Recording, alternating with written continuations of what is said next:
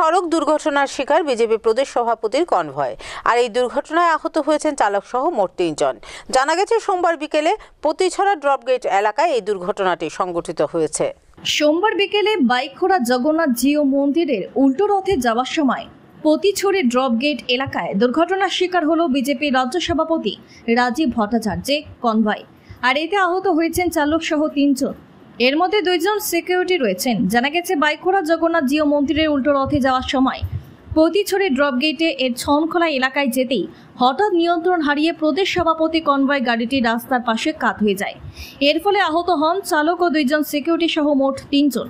দুর্ঘটনার সঙ্গে সঙ্গে আহতদের উদ্ধার করে চিকিৎসার জন্য নিয়ে আসা হয় বিশালগড় হাসপাতালে। বর্তমানে আহতদের চিকিৎসা চলছে। এই ব্যাপারে বিস্তারিত জানান এক পুলিশ আধিকারিক।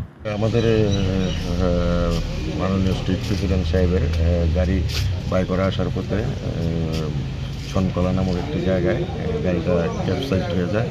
ক্যাপসাইজ হওয়ার ফলে গাড়িতে থাকা ড্রাইভার এবং অন্যান্য আমাদের টিএসআর জওয়ানরা অল্প বিস্তর আহত হয় এবং তাদেরকে তড়িঘড়ি করে শান্তিরবাজার হাসপাতালে আনা হয়। এখানে তাদের ট্রিটমেন্ট চলছে।